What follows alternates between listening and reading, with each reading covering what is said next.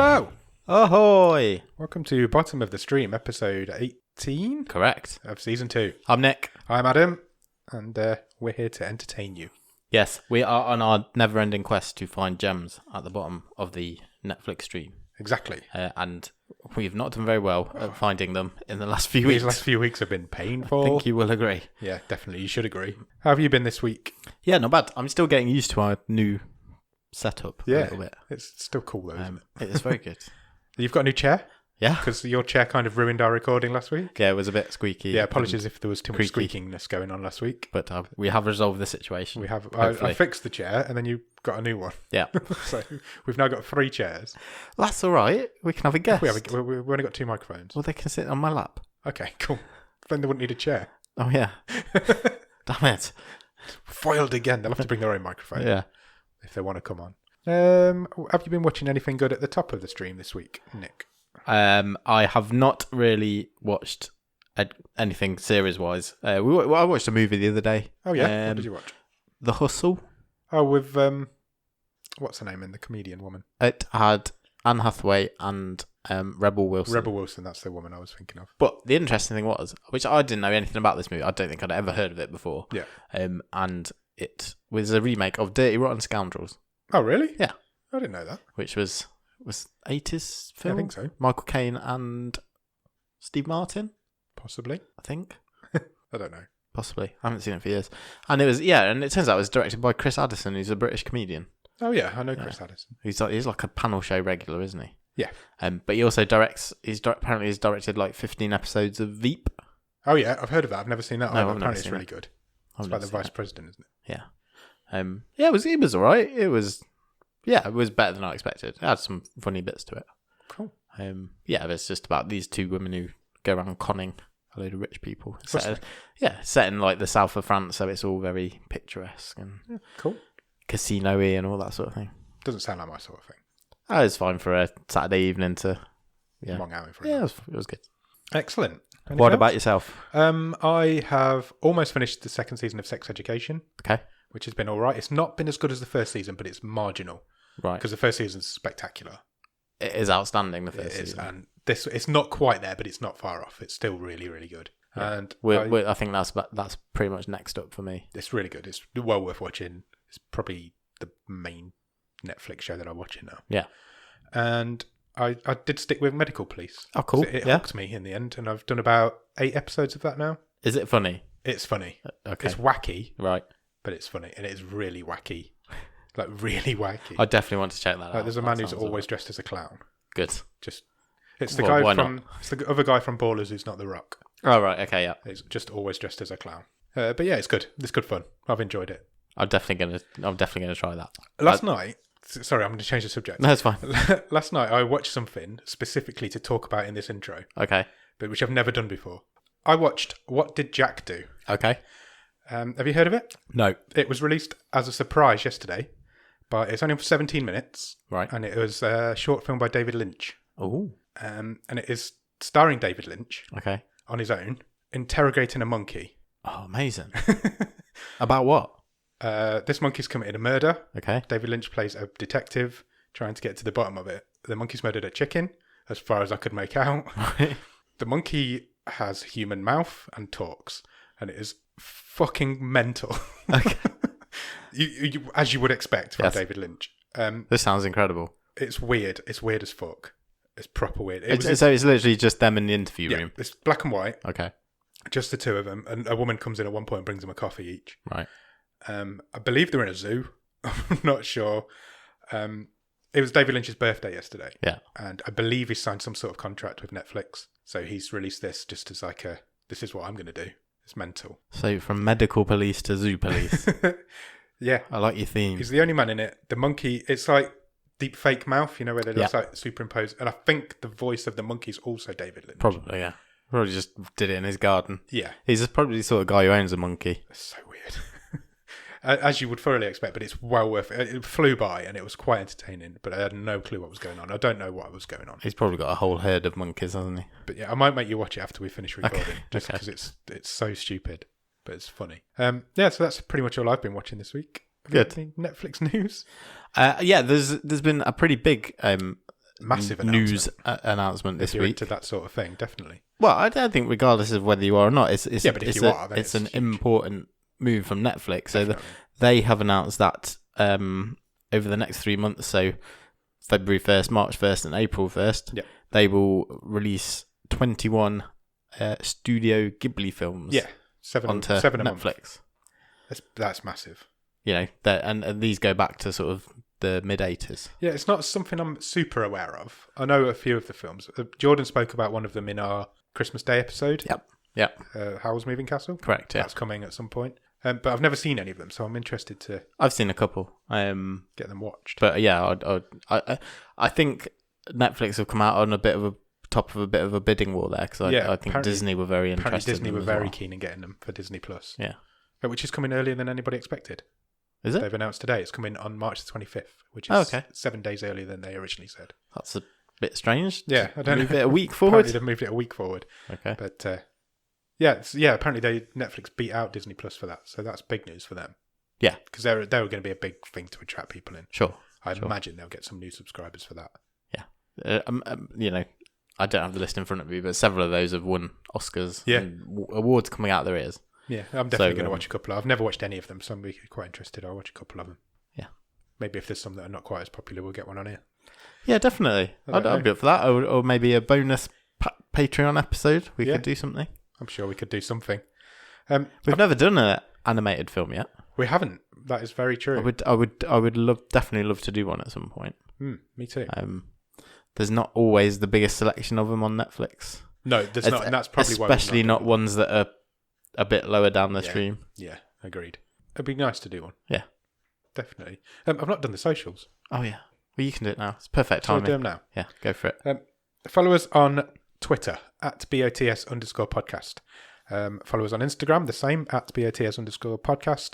Facebook.com/bottom of the stream, and the website is www.bottomofthestream.com, where you'll find every episode we've ever done and both seasons' stream tables as they currently stand. You can also please support the show by following us on Patreon. That's patreon.com/bottom of the stream, where there's like 3 different tiers of rewards, and we'll send you some cool stuff and get chatting to you. And it's as low as $2 a month you can support us. Yeah, you can $2, $5, or $10. Yeah, there's various different rewards and bonuses that we'll give you. Yeah, we've started putting bonus content out there now. Sure, you'll get your own access to a separate RSS feed. Yeah, and you'll get all our you get early access to the episodes when we can. Super early some days because I pressed the wrong button, which I did this week. So it's supposed to go up on Sunday morning. I put it up on Saturday afternoon because I pressed the wrong button.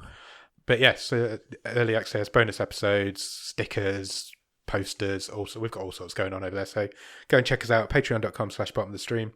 If you can't support the show financially, go to Apple Podcasts or Podchaser and just leave us a review. Yeah, every review or rating helps. Yeah, it really does. And we appreciate all the ones that we've got already. Definitely, yeah. And that'd be really good. Excellent. Thank you. Good. Were you calling me excellent then, or were you just saying excellent? I don't know, just as a turn of phrase, really. Well, I am excellent. Cool. Anything else to talk about? Well, before we get into this film, I do have a game. Excellent. 2 weeks in a row. Don't get used to it. But you've got some spare time on your hands. I've got this on the back of a post-it note. I noticed you've wangling a post-it note in front of my face. So that's what we're going to do. So what's the film we're looking at this week? It's called The Babysitter. The Babysitter. So a babysitter, that's kind of like a good example of almost a first job, isn't it? Or a Saturday job. Yeah. You know, you're finding your way in the world of work. You want a bit of pocket money. Definitely. So I have got a list of famous people. Okay. And I've got a list of jobs. And you have to tell me, is the job really the first job that they had before they were famous? Okay. Or is it made up? Cool. Okay, I can go with that. Have you got a name? Working or shirking? Nice. Okay. So, right, who should we start with? Let's go for Whoopi Goldberg. Okay. Was Whoopi Goldberg a bricklayer? That seems so random, but it's possible, I guess. Worker or shirker? Worker. Correct. Really? Whoopi Goldberg started as a bricklayer. Was a bricklayer. That's impressive. Good start. Meghan Markle. Okay, yeah. Was very she topical? Yeah, very much so. Was she a calligrapher? Oh, no. Shirker. I'm afraid it's true. Oh, really? Worker. Wow. Yeah, she used to work, doing invitations and all that sort of stuff. Cool. Can I just say as well? Yeah. I don't want to get serious too often, but if you want to leave the royal family and go and find your own way, just fucking leave it. Fucking go for it. Good on ya. Yeah, I agree. All power to them. Couldn't agree more. I think it's absolutely scandalous the amount of shit that they're getting. Especially how he's been treated during his life by the media. You can understand why he doesn't want to get involved. There's a definite age thing going on here. Yeah, definitely. I mean, they get all this scrutiny for doing that, yet you have an alleged sex offender sitting in the palace, and he gets a few headlines in the paper. Yeah. Anyway, there you go. Rant over.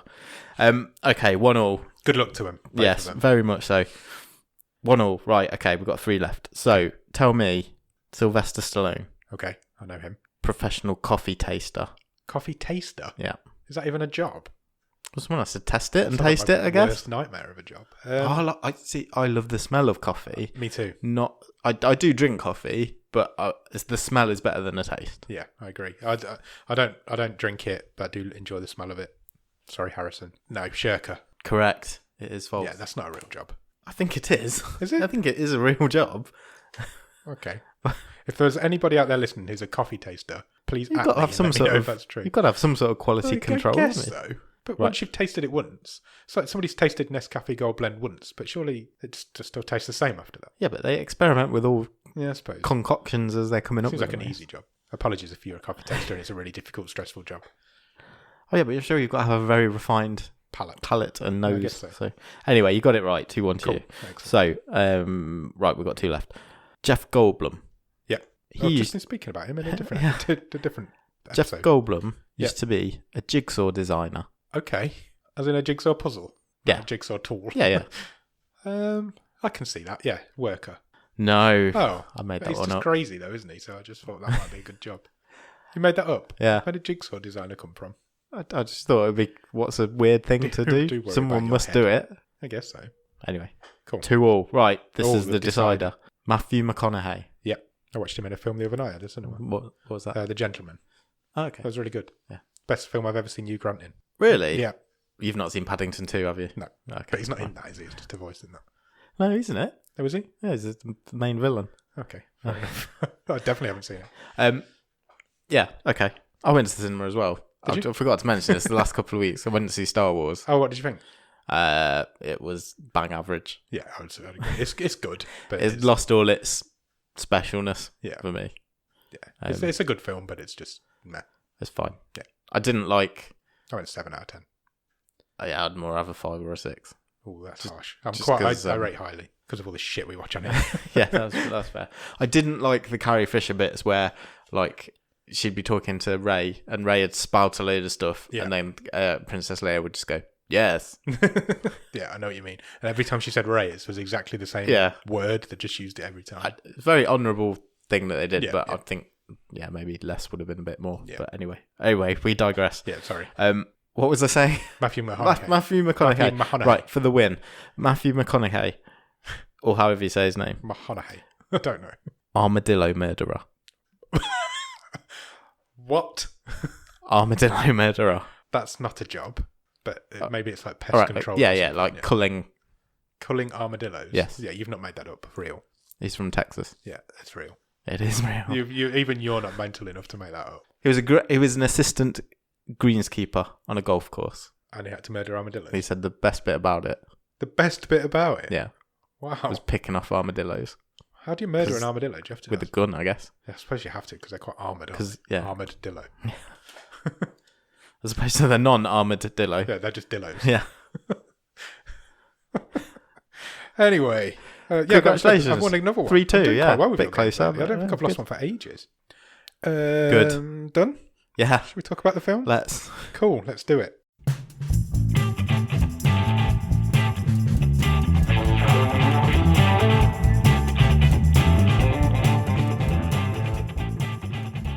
Right, this week we watched a film called The Babysitter, which is a comedy horror film from 2017.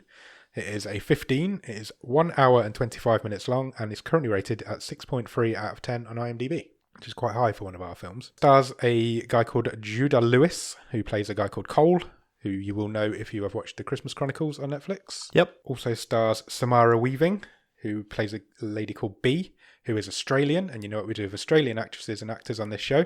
Has she been in Neighbours or Home and Away? She has been in 336 episodes of Home and Away. Wow. Yeah. She's also in Free Billboards Over Ebbing, Missouri, which was a really highly rated film a few years ago. I've not seen. And most recently, she was in a film called Ready or Not, which I have not seen, but I was really devastated to have not seen it. What's that? Apparently, it's really good. It's a horror film, I think. Okay. Came out last year. It's supposed to be really good. Also stars a guy called Robbie Amell, who plays a character called Max, who we have met before on the show. Yeah, he was in When We First Met. He was indeed. Which we reviewed in season 1. And I think this is a first. It's also got somebody else who we've met before on the show. Okay. A guy called Doug Haley, who was in Hotbot. Who was the main kid from Hotbot. Yeah. I don't think we've ever had a film where we've had two characters who have been in two different films on the podcast. No, I don't think we have. So that's a first. He's not in it for long. He plays like a... Nerd. Same as he did in Hotbot. Do you know, I don't know if we mentioned this during Hotbot or not, but he was in his 30s when he made Hotbot. Really? Yeah.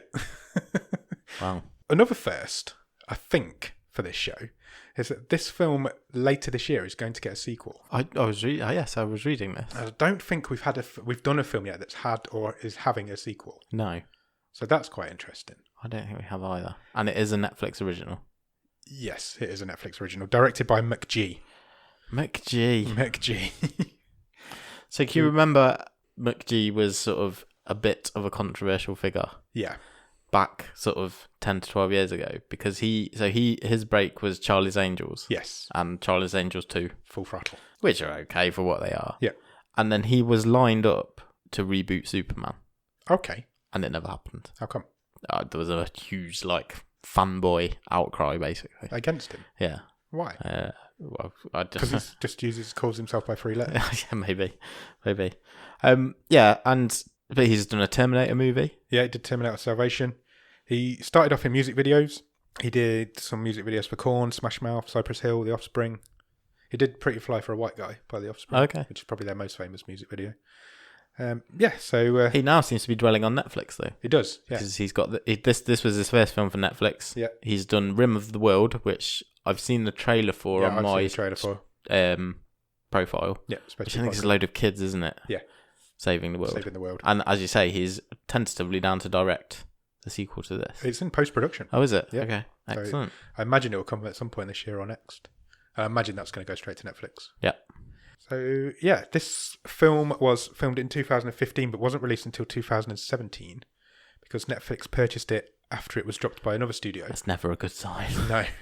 It was dropped by another studio. It was supposed to get a cinema release. They dropped it and Netflix purchased it. And it also appeared on the Blacklist in 2014.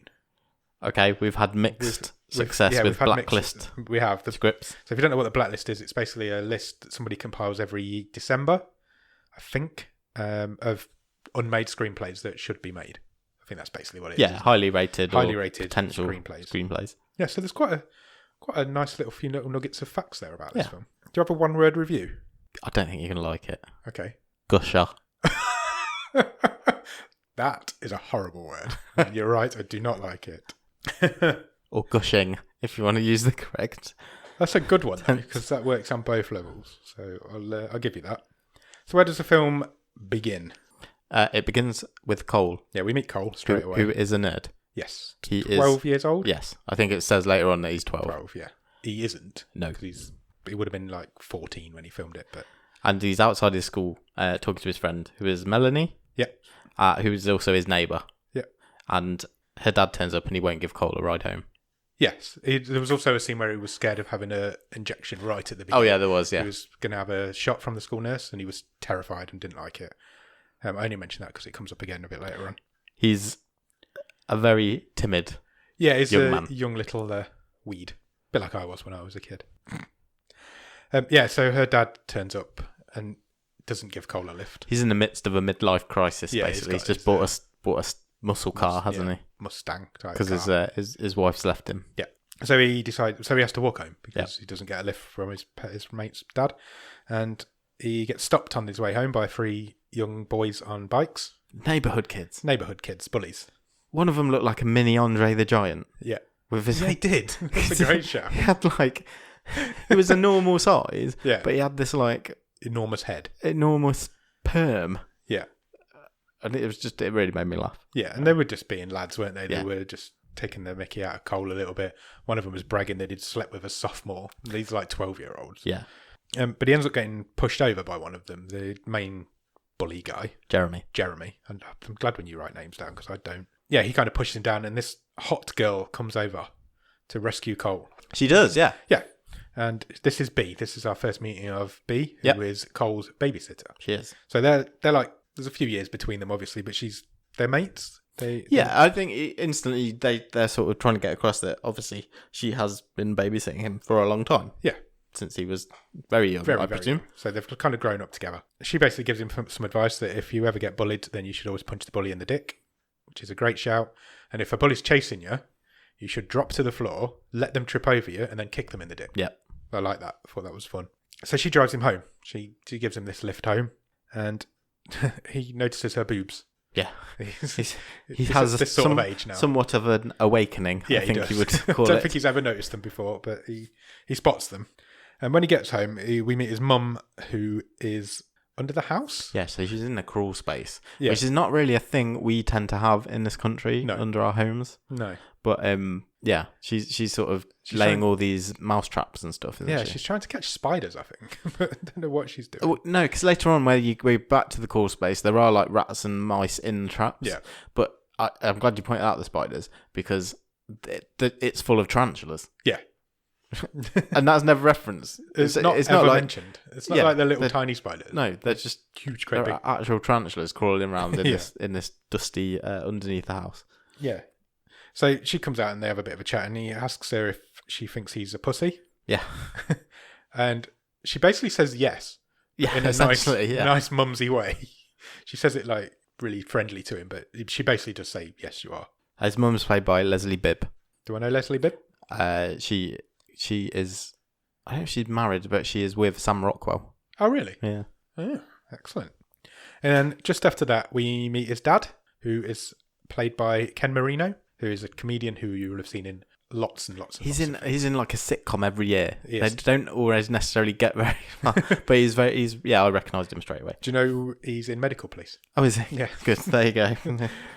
So hopefully that'll go a bit further. And his dad's basically giving him a driving lesson. Yeah, I think he's either a mechanic or an engineer or design. He's got something to do with like NASCAR because they're basically trying to drive the family car around this track stadium, aren't they? And Cole's too scared to do it, basically. Yeah, because he's a wimp. Yeah. Too scared to learn to drive. Which is fair enough at 12. Yeah. I think. Possibly.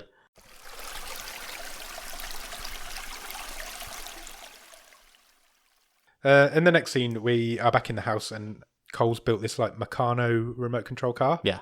And he's got a knife and he's kind of stabbing it. Yeah. I don't know what he's doing, but he's trying to get something out with this massive, great big like carving knife.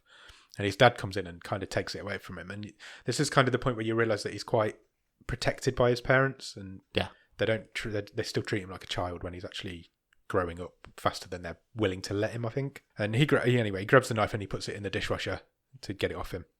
I've written Valerie, but the kid's name was definitely Melanie. Yeah, it was, definitely. I don't know why I've written Valerie. Why don't you come on over, Melanie? Kids are called Valerie. Not many. Not many. Yeah, and she's a bit more worldly. They're Skyping, aren't they? And she's talking about, because his parents are going away for the weekend. Cole's are, yeah. Cole's parents are going away for the weekend, leaving him with B. And she tells him that your parents are probably going away to have sex. And your babysitter's definitely having sex downstairs when you're asleep. Yeah. And Cole's not having any of this. He doesn't believe it, but he decides that he's going to kind of wait. He's sort of prompted by her, but she sort of says, "Wow, you should stay up and see what she does when you've gone to sleep." Yeah, I bet she's having a wild party. Yeah, and so I bet there's orgies going on. She says. Yeah, and he has to Google orgy. Yeah, he has to Google what it is. And anyway, the next day he goes to school, and there's a scene where he gets hit by a football. Which is the second time he's got hit by a ball in the school. Yeah. Because he got hit by a basketball at the beginning. And it's just basically showing him that nobody respects him and he's still quite a young 12-year-old. But then we get to the night time where his parents are leaving. They're about to... The house was so blue. Did you notice? It was. It made me feel a bit sick. Every room was blue, wasn't it? It was almost like... Have you ever seen The Cat in the Hat? Yes. Mike Myers movie. Yeah. And that's all those houses are like green and like Dr. Zeusy. Yeah. And the decor of this house reminded me of the houses in that. It was was really odd. Yeah, I hadn't really noticed it, but now you've said it. It was so blue. Everything was blue. It was just really odd. Off-putting. Yeah. Anyway, talking of off-putting, this scene's a bit out of place in the film for me because B turns up to babysit, and the whole scene's shown from Cole's perspective. Yeah. Like as if Cole is the cameraman. But then they don't do that again. No. And I was like, why have they done that? It really threw me off. There was some really inconsistent devices used in this. Yeah, I don't know. It was a bit like watching Peep Show. Yeah. It was like everybody was talking directly at the camera. Peep Show is a British sitcom, I'm sure everybody's heard. They did a bit of that later on when he was running, and so he had the camera attached to him. That was again something different because he was looking into the camera. Then, but this time it's the camera's as if it's his eyes. And there's all sorts of things done. We'll come on to it. Done with like not subtitles, headings in this film. Visual clues and just are there and then they're not there, and it was at times it was very messy. Yeah, I'd agree with that. But yeah, let's carry on. Yeah, okay. So yeah, I've just written that its perspective's weird. So the parents leave. They clear off and go on their weekend away. I don't know where they were going. Don't think it ever says where they were going. They were going to a Hyatt. Oh, were they? Yeah. Oh, it did say that. Yes, you're right. Okay. At an unspecified location. Yep. And you get a bit of a montage of B and Cole kind of hanging out. That's well done, actually. Yeah, I thought this first 15 minutes did a good job of setting up their chemistry and their relationship. Yeah. So definitely. You get a montage. We haven't had a montage for a few weeks. That's true. We haven't. We haven't watched a good film for a few weeks. Maybe montages that only come in good films. Are they two mutually exclusive? Maybe. So they dance. Yeah, they have a bit of they rock out a little bit. Yeah. They go swimming into the pool. And again, she sort of takes her you get a lingering top shot off in slow motion. Yeah, her top coming off and getting into a bikini. And they make some pizzas. Yeah, they make homemade pizzas and they're having a bit of a chat. And they've got this thing about space films and alien-y type films. Yeah, it's like who's your sci-fi dream team, basically. Intergalactic dream team, I think they call it. Yeah. So he has her to pick his and hers, and they go. Well, they're basically just hanging out. It's basically just building their relationship and who they are. And it gets to nighttime and they sit outside and watch a film that's projected onto the garage wall. Yeah. So they've got some cash behind them, this family. It's an odd neighbourhood, this is. Yeah. Because if we went outside now yeah, and projected a film on your house. Yeah, we could do it. I've got a projector. Yeah, I know. I'm pretty sure the neighbours would say something quite quick. Yeah. And then everything kicks off later. There's not a soul around. Yeah, that is. I did think around that. all these houses. Yeah, it's people screaming and everything, which is a bit convenient. Yeah, but hey ho, it's one of these, isn't it? And they have a bit of a touching moment because he says to her, "Do you think my parents are getting a divorce?" Yeah, I don't know where that came from. I don't know where that came from. I think he's just scared of losing them. I don't know because that's definitely not hinted at up until now. Not at all with their relationship that we see. Yeah, and. This kid's unsure of his place in the world, isn't he? He's starting to have those feelings and the same, yeah. So it comes to bedtime, and she decides, "Oh, we should probably have shots." Yeah, which was a little bit out of the bit out of left field. So she pours him a shot and goes back, and he says, "You're not having one." So she goes back and pours her own. And then when she goes, he pauses into the pot plant. Yeah, he obviously doesn't want to be drinking alcohol at 12 years old. He's too. Yeah, it's supposed to show actually He's not got a bad bone in his body. He's too scared to even do this. Yeah. So he pours it away, and she thinks he's drank it before she got back, so she berates him a little bit and then does the shot herself. And this is when it comes out now that he's going to try and stay awake and see what she's doing after he's gone to sleep. And before he goes, there's a really weird line as well, before he goes to sleep, because he says to her, "I want to feel normal, but I just feel weird all the time." I think that's like the best way to describe a 12-year-old I've ever heard. Yeah. So I imagine that's how every 12-year-old feels. Yeah. So he stays awake and eventually the doorbell rings. Yeah, so he's by this time he's gone to his bedroom, he's gone to bed. She thinks he's asleep. She's downstairs. She's downstairs. The doorbell goes and that's where the orgy thing comes in. Yeah. Because she says... He hears a load of people come in downstairs. Yeah, so she says... So he's texting his mate, isn't he? Yeah. Valerie. And she says, "Oh, they're probably having an orgy." Yeah, and so he has to Google what that was. So he kind of sneaks downstairs. Well, not all the way downstairs to the top of the stairs, doesn't he? So he can kind of see out on the landing. And this is where we meet B's friends, who are a band of slasher film stereotypes, I think is how you would describe them. I think that is fair. Like complete and intentionally as well. This film knows exactly what it's doing. So you've got a cheerleader, you've got a jock, you've got a nerd, you've got a black guy, you've got an stereotype. An Asian guy. No. Oh, an Asian lady. Yeah. Sorry. I thought you were correcting me. No, it wasn't. No. Don't say black. No. And so we kind of meet, and it comes up, doesn't it, on the screen what they all are. It's like nerd and jock and all these. Yeah. And this is where we meet them all. And they start playing Spin the Bottle. Well, I think it's Spin the Bottle, Truth or Dare, isn't it? It is, yeah. And B gets dared to kiss everyone in the room, which she does. She starts kissing them, and to a degree. Yeah. She makes out with the hot cheerleader. She makes out with the hot cheerleader. She just licks John's face. She licks John's face and makes her way around. And she just kisses the Asian girl on the forehead. Yeah. But Cole's loving this. He's really enjoying watching this show of what's going on. And the nerd guy, who is Doug Haley from Hotbot, says he doesn't really want to get involved. He's obviously new to this group. He doesn't. He says he doesn't know them very well. Yeah. And they all kind of like peer pressure him into it a little bit. Yeah. And he stands up and kind of backs away a little bit, and she goes with him, and she's like, not going to let him go. Pretend these aren't here. There's nobody here, and they start kissing.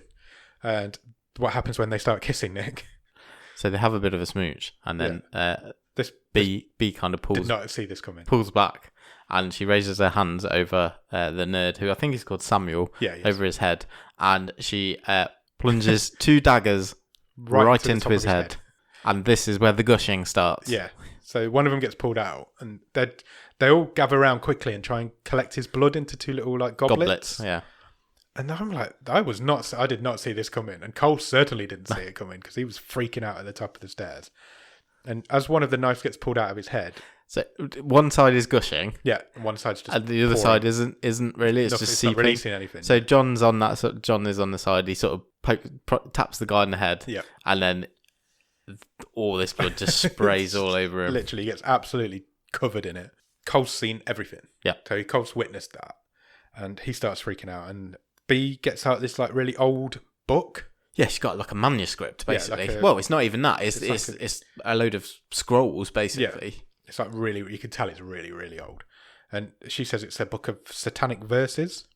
But before that is useful, they need to head upstairs to collect the blood of the innocent. Yes. So, which obviously makes Cole freak out even more because he's just sitting at the top of the stairs like agog, not knowing what's going on. Yeah, and in the background, Max, who is the jock. Yeah. So that's Robbie Amell's character. Yeah. He's doing all like Weekend at Bernie's shit with Sam's dead body. Yeah, he's like puppeting him around a bit. Yeah. These guys are crazy. Psychopaths. Yeah. And so they kind of head upstairs. So Cole rushes back to his bedroom as quickly as he can and gets into bed, pretends to be asleep. And they all head into his room. I think he calls the cops first. Does he do that first? Yeah, as they're removing the body and stuff like that. As they're moving around, he calls the cops and he ties some sheets together and tries to get out of his window, but doesn't have a chance to do that. And so he gets back into his bed and pretends to be asleep, and they all come into his room. And obviously they think he's drugged because of this shot. Well, yeah, B says, well, yeah, I've drugged him. He's not waking up. Don't worry about it. But obviously, remember, he didn't take the shot. Yeah. So he's lying there, and we know already that he's got a fear of needles from this first scene that we saw. And so he's got to pretend to be asleep, but he's also at the same time freaking out because he's about to be syringed. They're not going to kill him. Well, they're not at this point not going to kill him. They're just going to take his blood. So they get this syringe and they plunge it into his arm and take some of his blood. I thought he was good, the kid in this. I thought he was excellent. What was his name, did you say? Jonah Lewis, I think. I thought Judah. Sorry. He did. I thought he did a good job. I honestly think he's one of the highlights of the film. I thought he was really good. For a kid who was he's 18 now, so if this was filmed in 2015, it'd be like 13, 14. Yeah. Yeah, I thought it was really good. Yeah, I think he had a lot, obviously, he had to carry a lot of this on his shoulders. Yeah, pretty much all of it. I thought he did really well. Yeah, I agree. He was funny when he was required to be funny, but then, he did the whole scared stuff. He's definitely the main character in this film. Yeah. It's like, it's all on him. He carries it all the way through. Yeah, I was pleasantly surprised. Yeah, I agree. With him. He's really good in the Christmas Chronicles as well, though. Yeah. That's a really good film. It is. Don't watch it now until next Christmas. That'd be weird. But if you're not seeing it, go and watch it next Christmas. This is the point where he ties it, because they all leave then, and this is the point where he ties his sheets together and tries to escape out of his window. But B is suddenly behind him. That made me jump. It made me jump a little bit as well, because it looked like she'd left, but she'd hidden behind the door. But he just passes out. Was there something on the syringe, or they mentioned something about his blood pressure being low? I think she said later on that because she clocked that the window was open. Yeah. and it wasn't open before, so she thought something was up. And then she knew he was scared of needles once she thought, oh, he might be awake. So she just hung around in the room. Yeah. But it doesn't explain why he passed out. No. But he did anyway. Well, no, they said, oh, I think your blood sugar might be low, because they force feed him a cookie later on, don't they? That's true. And he wakes up and he's tied to a chair in the lounge. Yeah. And they're all kind of standing around him. Max has got his shirt off. Yeah. Because he's the jock. And that's the very first thing that Cole notices. So he's kind of tied to this chair. He wakes up and he's like, seen this guy get murdered. Yeah. And he's like, why has he not got a shirt on? Yeah. And they're like, what? That's the first thing you notice? And that's when they force feed him a cookie. Because they say, your blood sugar must be low because you passed out. And he's kind of tied to the chair, but he's got his pocket knife. He's got his trusty pocket knife. So he's doing the old trying to cut his way out of the ropes behind the chair. But unfortunately, there's a mirror behind the chair. Yeah. And they can all see exactly what he's doing. That was nice. I've never seen that done before. There's some real charming moments in this, and I think that's one of them. But anyway, just as that whole is kicking off, the cops show up, because Cole called the cops earlier. And they everybody's kind of freaking out, aren't they? Next 3 or 4 minutes, 5 minutes, best bit of this film.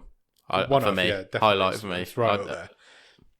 The ensuing chaos I found really funny, actually. Yeah, I agree. So the cops turn up, they knock on the door, and just as they do, Cole starts screaming for help, and Max just runs over and kicks him right in the chest. Yeah. And I was like, oh, that looked like it really hurt. Kicks him flying in the chest. And so the cops kind of burst into the room, and there's a bit of a showdown going on. The cops are pointing their guns at them and going, oh, get down, rah, rah, rah, rah. And Max just gets this poker out of the fireplace and just launches it, spears it into this cop's head. Yeah, straight through his eye. But the cop doesn't go down. No. So he's still standing there with this poker going through his face. Through his head. And as he does go down eventually, and as he does, his gun goes off, and the cheerleader catches a bullet in the boob. Yeah.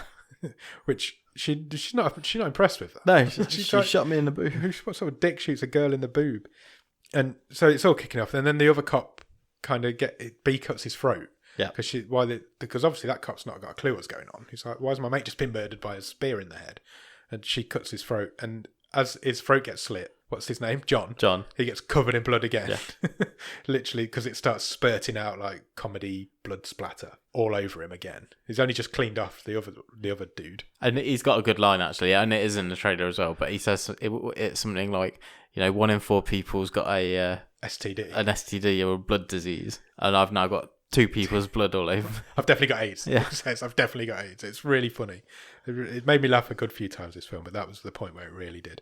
And then there's a horrible bit now, because Max grabs the poker that's in this cop's head. Yeah. And he just kind of wrenches it out and rips the part. Yeah, his whole head just rips apart. He rips it apart. It's like, that was unnecessary. And then there's the cheerleader made me laugh, because she all the time she's moaning about being shot in the boob. Yeah. And she's got a couple of good lines. She's like, oh, can I stick a tampon in it? In the wound? Yeah, because they obviously can't go to hospital and they need to stop her bleeding. And she's just like, I don't want to lose my boob. Who's going to motorboat me now? It's just stupid, but it was funny. It was funny.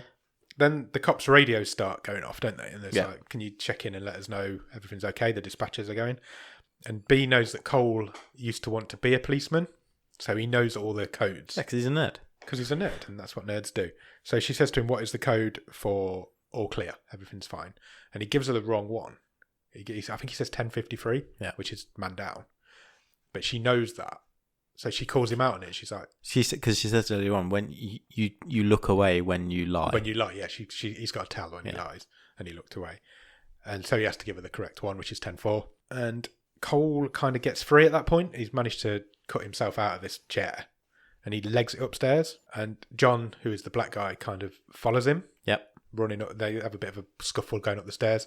And when they get to the top, Cole pushes him backwards. And he goes flying over the balcony. Or over the landing. And kind of gets impaled as he lands on a piece of something. It's a trophy. Oh, is it the trophy? Yep. Okay, cool. Goes right through his head. Yep. And he's the first one of our crew. And I don't want to point it out. But I've got to point it out. I think it's intentional, though. I think it is in this film. But the black guy's the first one to die. Yeah. Apart from Sacrifice Samuel, which is what they call him later, which I mean, the first of the bad guys. To die. Yeah. I think they did that on purpose. This film's playing up to stereotypes. I think so, yeah. And it's like a twist on the stereotype, twist on the serial killer kind of slasher movie, isn't it? Yeah. So anyway, he's dead. So Cole gets back into his room and he kind of eventually escapes out the window. There's a bit of a heave-ho with Max at the other end of the bed sheets. But he manages to... He falls off, doesn't he, Cole does, and takes a big back bump to the floor. Does. But he manages to get to the garage. He tucked his chin. It was all right. Yeah, he's fine. Wrestling terms. He gets into the garage, and in the garage is the nerd guy who was murdered earlier, who they refer to as Sacrifice Samuel, and I really like that. It just works.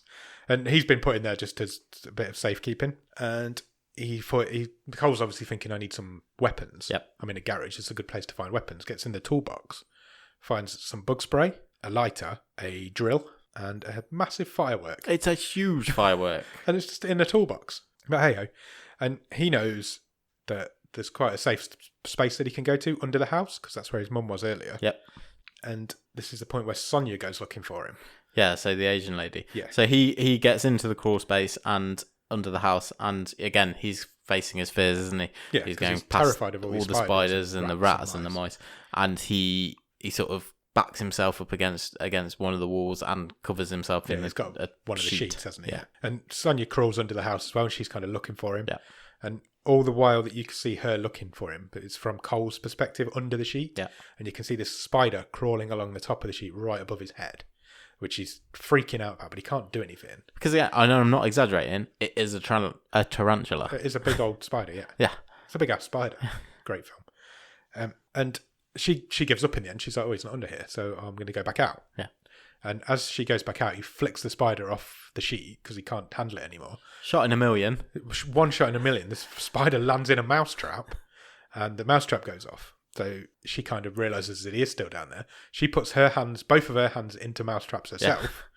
No, that's because he sprayed. Because when she gets back to the sheet, pulls the sheet back, and he sprays her in the eyes with the bug spray. And then she can't see. Then he lights the firework. Yeah. And he shoots the firework at her. Misses completely. This firework lodges itself into the wall behind her. And that's when she freaks out, puts her hand down and puts it in the... Yeah, okay. So he kind of skirts past her and gets out. Yeah, because she's like, my hands are in a mousetrap. She's still blinded and mouse-trapped under the crawl space. Yeah, and he uses the drill to shut the vent grill. Drill grill for the crawl space. So she's kind of locked in there now. And so she's like screaming at him to get out, and he sprays her with more bug spray.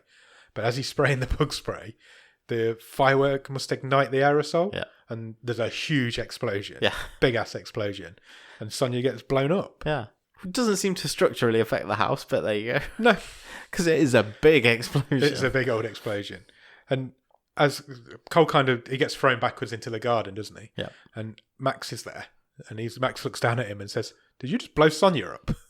Yeah, Which I thought was a really nice and then he's like, "That's really cool." Yeah, well done. Yeah. Because Max is like mentoring him as well at the same time. So they have a bit of a chase then, and this is where he pulls off his move that B told him about earlier. So Max is chasing him along. Cole hits the ground just in front of Max.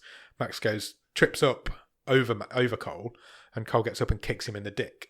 But Max pops straight up and says, "Aha, you missed my dick." Which I don't think he realised was a bad thing. Yeah. And Max kind of picks up Cole. And he's got him in like a choke, hasn't he? He's like choking him. But then they hear some like banging going on behind them. And Max is like, "What's that?" And he's like, "Somebody's egging the house." Yeah. So Jeremy's back. Jeremy's the neighbour kid. Yeah. And it was mentioned earlier that they've egged the house before. Yeah, it was. And Max says to Cole, "Right, stop this. Yeah. Don't be disrespected by that little bitch." What are you doing? He said. Go and sort this out. Yeah.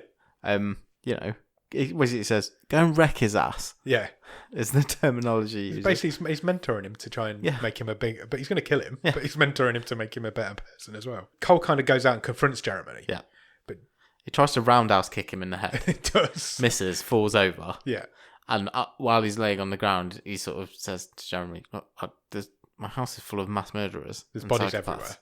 I need help. There's a guy over there watching us. He's going to kill me. Help me." Yeah, and Jeremy's like, yeah, sure, no problem. Yeah. And then just eggs him on the head. Just breaks an egg on his head. And leaves. And he just leaves, yeah. And then Max kind of comes up to him, doesn't he? And he says, "You talk too much. You're never going to get people like that. You need to kill him, basically." But Cole slaps him in the face. Yeah, which I thought was really funny. Yeah, and Max is like, "Oh, I like it." Yeah, well done. Because he's into the gamesmanship of the whole thing. Yeah. So Cole runs off again, and he climbs the tree in the back garden. Yeah. There's sort of the remains of the tree house. Yeah. Again, which was referred to earlier, that him and his dad have been taking this tree house he's too down old for it because now. he's too old. So it's this whole growing up thing again. Yeah. And but like the platform's still there. Yeah. So Cole sort of climbs up, but as he's climbing up, he's kicking away the bits of wood that make up the ladder. Yeah.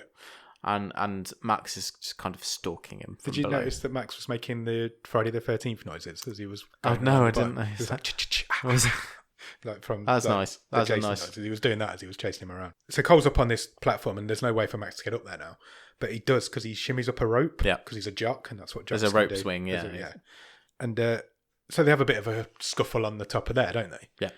But the floor kind of gives way because Cole's too heavy. They're both too heavy for it. Max is far too heavy for it, and they fall out. Cole falls out first. Max follows him down, but Max gets caught up in the rope. Yep. And hangs himself. It's the first time he's been well hung. I wonder if that was intentional. Yeah, maybe. They couldn't know. They should have put one liner in for that. Yeah. So Max is dead. So we're down to, well, John's dead. And there is definitely a hint of Tucker and Dale versus Evil here as well, in terms of these accidental murders that Cole keeps picking off, how he keeps picking off these the only one he really intended to. Well, he didn't really intend to kill Sonia, but it just, I don't think he intended to kill any of them, but... Yeah, exactly. But he's managed to take care of like three of them so far. No. And then suddenly a gunshot goes off right next to his head. Yep. And he's like, oh, where did guns come from?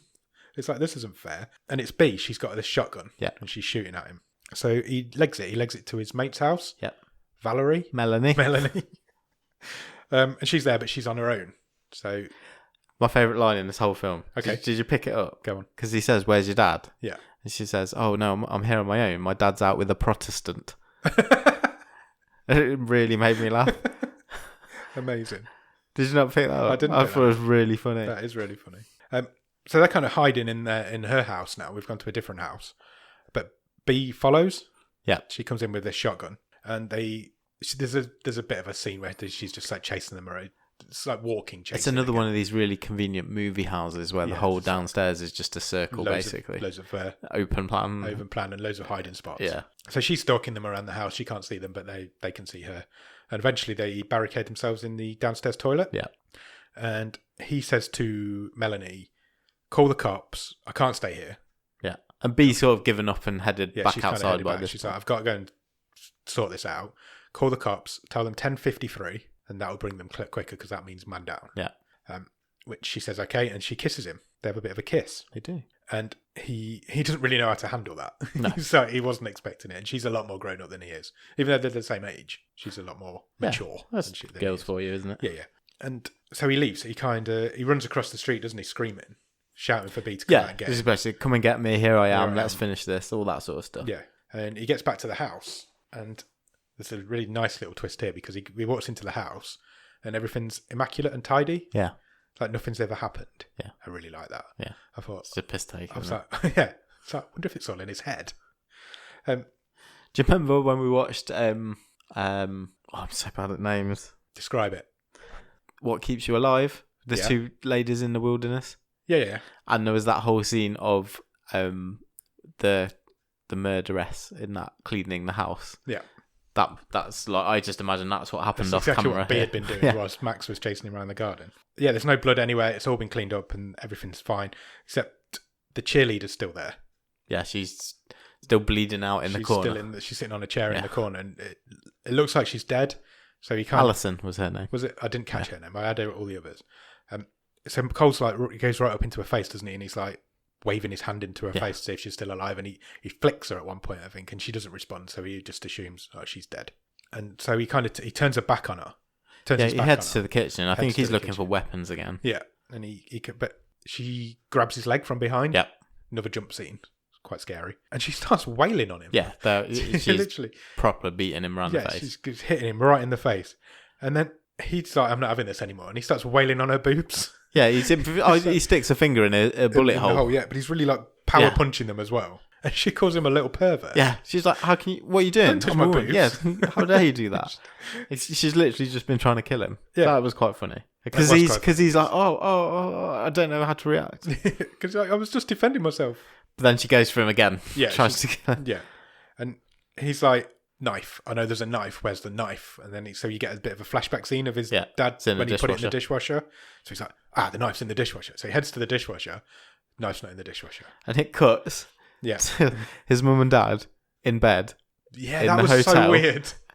And he's reading a book. Yeah. She's giving him a hand job. Yeah. And she just says, Did you put the knife in the dishwasher? Yeah. The knives don't go in the dishwasher. I moved it to the knife block. Yeah. Just for the record, you shouldn't put knives in the dishwasher. It blunts them.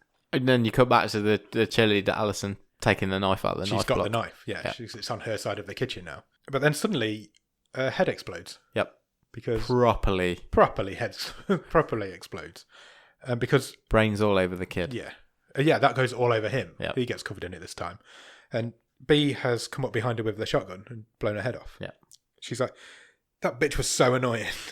Turns out she's found this shotgun in the cop car, which makes sense because we did wonder where she'd got it from.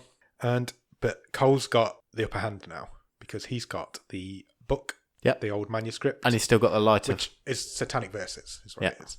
And he's still got the lighter. And he says to her, look, I'm going to burn your book. I quite like this exchange as well. Yeah. Because every scene with these two in was really good. She basically says, oh, we're friends, you know, you wouldn't do that. You wouldn't set that fire. And he says, you've hunted me all night. Yeah. And generally you've been an asshole. He does, of course, an asshole. And she actually looks like properly hurt. Properly offended by it. And he spoils Mad Men as well. Yeah, he does. I like that. I can totally empathise with him there. Yeah. I can't remember how it happened, but he'd been watching Mad Men earlier in with the his film, dad, yeah, with his dad, and he spoils the ending because it's something to do with the main guy in Mad Men being a dick as well, like she is being a dick. And she says to him, "Did you spoil Mad Men for me?" He's like, "Oh, you're never going to watch it anyway. It's not the point."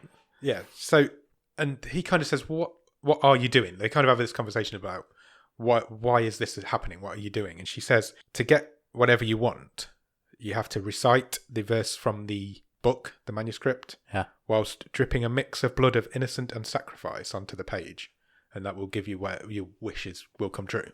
That will grant you your wish." And her wish was basically, she says, "I've not always been like this. I want to be strong and confident." Yeah. And that's when Cole works out this is not the first time that this has happened. I'm not the first kid you've done this to. And she comes up with this like plan to say that the others had attacked them. Yep. And you get this like flashback of the whole film, but from as if Dee and Cole were being attacked at the same time, which I thought was quite good. But it was very Edgar Wright bit, wasn't it? Like sort of fast cuts. Yeah. But Cole's not having that. He's like, not a chance. We're not doing that. He sets the book on fire, and Queen starts playing. Yeah. He sets it on fire and he runs. Yeah, he legs it to a Queen soundtrack, and We Are the Champions starts to play. Yeah, and he goes back over to Melanie's house and he steals her car. Or her dad's car. Yeah, the muscle car. The muscle car from earlier on. And he obviously knows how to drive, so you get a bit of a montage of the wheels, hands at 10 Again, to 2. it's the fast cuts. Yeah. Keys, ignition, rev, bang, graphics bang, bang. come up on screen. Yeah.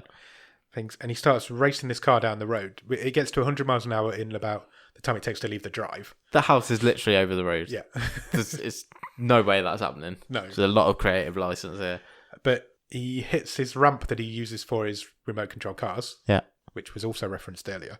There's lots of back referencing in this, and I really like when films do that. There's no like... I've said this several times. When you set something up earlier... Make it. Make a little note of something, and it's... Yeah. If you stick... Like you say, if you stick by your rules... It's not a Deus Ex Machina, is it? No. It's not something that's just dropped in. Yeah. And it sounds silly just saying, oh, it's a little ramp, but... It makes a difference, I think, that sort of definitely. Detail. The devil's in the detail, as they say. So he hits this ramp with his car, which kind of spins the car into the air, and he crashes it right into his own house. He does a proper barrel roll straight through the front of the house. Yeah, completely. And after all the dust has settled and Coles manages to get out of the car through the broken windows, we find Bea underneath it, and she is being crushed by this car. Yeah. She's not in a good way. She's kind of dying. She's got a car right on the baby maker. Yeah. Wow. And they have a bit of a tender moment again, because they were friends at one point, and she's now dying. And she says to him, "You never told me your intergalactic dream team." So they go through that, and again, the graphics come up on the screen of who was in it. And he says to her, I loved you, and look what you've done. Yeah. You've caused all this. I think he says something about becoming an adult. He says, he does. Yeah. I think he says something along the lines of, I'm an adult now because when I realised you were the big bad, I stole a car and crashed it into my house. Yeah. And that makes me an adult, which I think is fair. Yeah. And she kind of fades away at that point, and the police turn up again. And we're getting towards the end of our film now. We kind of know that. And Cole's kind of outside. He's got a fireman's jacket on. Yeah, he's sat next to Melanie. Yeah, Melanie's there. We'll comfort him. And it's all coming to a head of what's happened. And the bully guys are there. The three guys from they're just watching. Yeah, but they're kind of respecting him now. They're kind of cheering him like, oh, he's a badass. A little bit. Two of them are. Jeremy's still... But the guy looked like Andre the Giant and the other one. Yeah. They're kind of respecting him. They cheer for him at one point. Yeah, they do, yeah. And Jeremy's not having any of it, and he's kind of still insulting him. And then Cole's parents turn up in their car. And they run over Jeremy's bike. And his face. His poor little face. He was good as well, because he was really only in this a couple of scenes. Yeah. But I thought I enjoyed him as well. Yeah. He was a good kid actor. So the parents get out of the car, and they say to him, what happened? And he just turns to the camera. He says, I don't need a babysitter anymore. Yeah. And we cut to credits. And then there's like after credit scene. Yeah, there is. I did spot it. Good. Well it was done. ages as well. It was, yeah. Because with Netflix, the camera, it always fades to another trailer or something. So if it doesn't do that, you know there's something left. And it was ages. It was like 5 minutes. Yeah. And you get a little post-credit jump scene because the fireman's going into the house. Yeah, sort of going through the wreckage. And we get to where B was, but she's not there. No. And he turns around and her face is like fills the screen and pounces out at you as she stabs him. And then the film ends. And that's the end of The Babysitter with a sequel tease at the end. Yeah, there you go. Which we are getting. But the girl who plays B is not in it. Oh. But I think all the others are coming back. All of the others are in it, but she's not. Are you sure? Yeah. Oh, okay. Don't know why. Recast. I think she might be too famous. Fair enough. What did you think? This was a lot of fun. Oh, yeah. It's got issues. It is a bit messy, but I enjoyed it. And I don't know if part of that is because we have had some real tripe over the last few weeks, but it was a bit of a breath of fresh air, to be honest. I agree. I completely agree. This film's right on my street. I'm sure you know. It's like I knew you'd like this. I love these like comedy slasher films. I love slasher films, and this one took that and twisted it because the people who are normally the protagonists in a slasher film became the antagonists in a slasher film, and it really worked. It twisted it, and I really enjoyed it. Yeah, I wasn't so bothered about that. I think I wasn't even going on that sort of level. It made me laugh. Yeah, there had some good lines in it. There was that as well, and it's a lot of fun, and it was over the top, but it just went for it all the way through. Yeah. Don't get me wrong, it is mental, but it is. The deaths are all really creative. Yeah, because we've seen a couple of slash films, especially in our first series, and we came away. I know we disagreed on like Wish Upon, but there was a couple of others, and we came away and we're just like, oh well, there was nothing in that. There's no inventiveness. Yeah. And I know this is played for laughs, but some of the deaths in this are really creative. When John fell off the stairs and went through that trophy, and then that was brilliant. Then Max falls through a treehouse and gets tangled up in a rope and hangs himself. Sonia gets blown up with a firework and some bug spray. It looked like everyone was having fun doing this. It did. Everybody looked like they really enjoyed doing it. I think that really comes through, especially in a film like this, like a low-budget horror slasher comedy film. Maybe McG has found his level, and that's not to be down on this film, but not at all. It's fun. Just stupid. It's fun. I enjoyed this so much. I felt like this film was made with me in mind because it is. Yeah, right I can see that this is properly.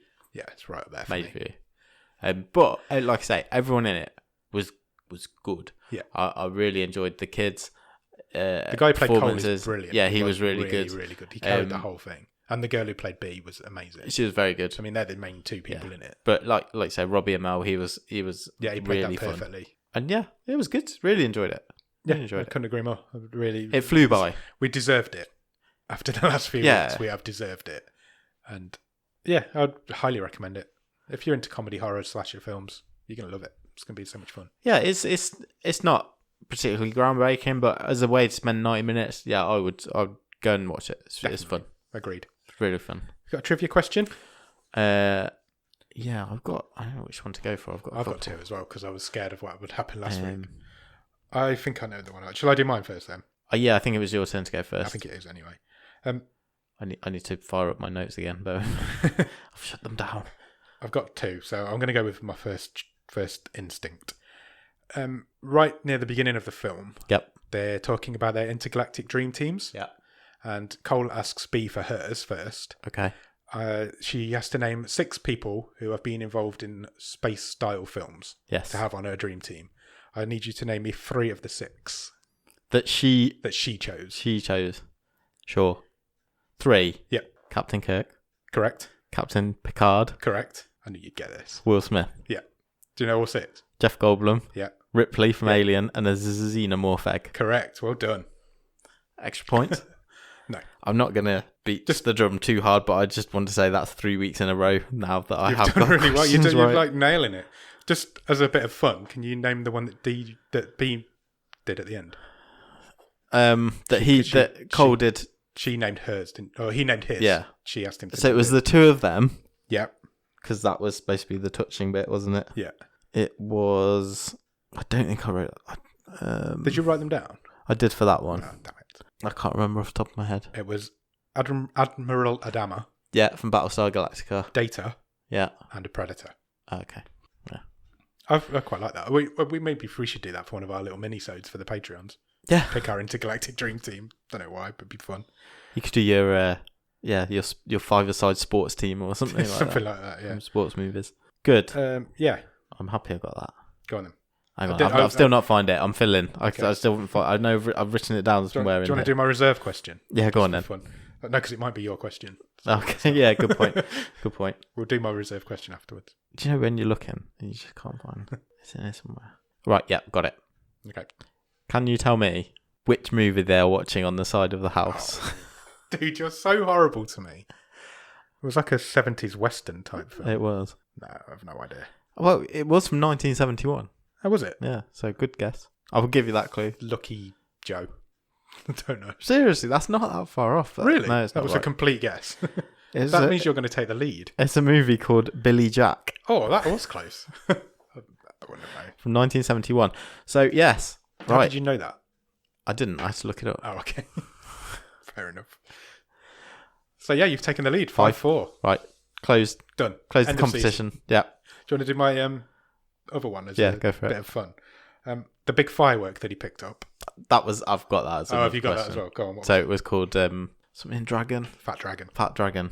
Okay, so you would have got over question I asked. Yeah. So I had that one written down. We're getting to... So I could have given you that one. We're getting observant because we know what each other's questions are going to come as now.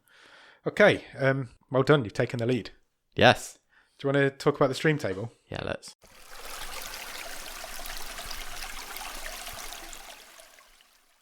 What sort of area are we looking at on here then? I think this is the easiest for me.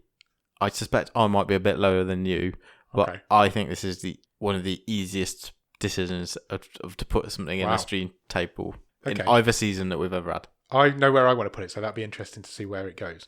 So the top. So I'll go from the top this week because we've not gone from the top for ages. Okay. Hush is currently at number 1. What Keeps You Alive is currently number 2. The Man Who Killed Hitler and Then the Bigfoot is currently in at number 3. Handsome is at number 4. Michael Inside's at number 5. Office Uprising's at number 6. I don't think I need to get that low, but what are you thinking? This is for me is right alongside Office Uprising. It's really similar. Okay, above it or below it? I can be swayed anywhere around that. I just think they're so similar in terms of subject matter, comedy style. They're both over the top, gory, silly, fun, zippy films. This one's better. Do you think? Yeah. I think I might have slightly preferred Office Uprising. Wow, we are miles apart. This is 5th or 6th for me. I was I was gonna be around there. For me, I'm either side of a different film. Okay. I'm either side of Handsome. All right. Okay. So I think it's. Well, that's only like a place. It's not far. Yeah. So I think it's better than Office Uprising. Definitely. I had much more fun watching this than I did watching that. Although that is a really good fun film. Yeah, I really like that. I also think it's better than Michael Inside. Yeah, but well, it is where it is now. I think on reflection, maybe Office Uprising should be above Michael Inside as well. But there you go. Maybe. Handsome. This and Handsome are two very similar films because they're the only two comedies really on the list. Office Uprising. Apart from Office, but It's the same sort of style. I'd have them all in a row, but we've messed that up. Inside in the middle. So it's the same sort of style of comedy as Handsome, is what I mean. It's like zany, quite weird comedy. I think it should maybe go below Handsome in fifth. So that would be fifth. I couldn't really argue with that. It's not. It's close between Handsome. It's not as good as The Man Who Killed Hitler and then The Bigfoot. No, it doesn't break into that top three because that top three is so strong. Yeah, they are very strong, actually, aren't they? So strong. I'd be surprised if we get anywhere near those three. I'd like to. Don't get me wrong. I'd really like to, but and then this could, for me, could go anywhere between 4, 5, 6. 4, 5, 6. This would be fine, and I would not argue with any of that. It depends on how high you want to go. I want to go fifth. Okay. Yeah, I wouldn't argue with that. Like I say, I have this dead level pegging with Office Uprising personally. It's my sort of thing, and it's right up there in my street. So, happy with that? Fifth? Yeah. Cool. Let's stick it there then. Well done, McG. Between Handsome, a Netflix mystery movie, and Michael Inside is The Babysitter. That, I believe, only leaves us with one thing left to do. Sure. Shall we pick next week's film? Let's do it. We do not have the randomizer this week. For why? Because, as you know, if you join us on Patreon at www.patreon.com/bottom of the stream and you join the $10 tier, you get given a wild card. Currently, we have 2 people who have wild cards who are not me and you. I know. Jordan Shenton from the Grief Burrito podcast has decided to play his wild card this week. I'm scared. Wild card. He has selected a film for us to watch, and therefore, going by the rules of the wild card, we must watch this film this week and review it next week. He has picked a film called The Night Eats the World. Okay. Now, The Night Eats the World has been on the long list since the very, very beginning. Has it? Yeah. One of the OGs. It may be responsible for the whole podcast in the first place, because I remember finding this on Netflix and thinking, I really want to watch that, but I need a reason to watch it. Huh. And that's when the idea came about for Bottom of the Stream. It was the first film I ever put on the long list. And now we're finally getting to it. And we're finally getting to it, but thanks to Jordan for picking it. So it does look interesting. Do you want to hear the synopsis? Sure. So it says, the morning after a party, a young man wakes up to find Paris invaded by zombies. Excellent. So we've got some more. I've said zombies again. Was it Office Uprising? One of them I was saying zombies all the way through. Resort. I was saying zombies all the way through. Yeah, I believe it's a French film. Oh, Jordan likes a French film. He does. He loves a French film. So, as he has selected that for his wildcard, that is what we'll watch next week. Do you want to watch the trailer? Sure. Trail me, bitch.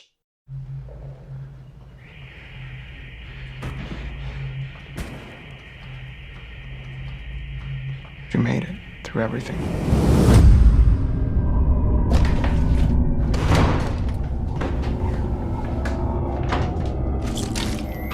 You probably thought you'd drop dead peacefully in your sleep. And then this happens. Anyone here? Hey!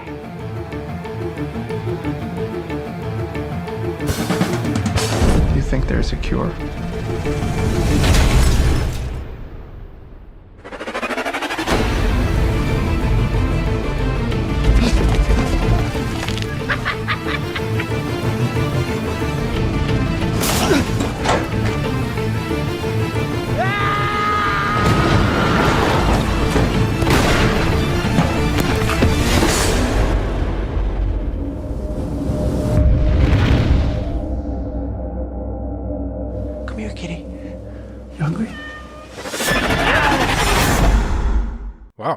Exciting. That's the first time I've seen that trailer. Yeah, me too. Like I say, I've had this list on my list for a long time. It's on my own personal list.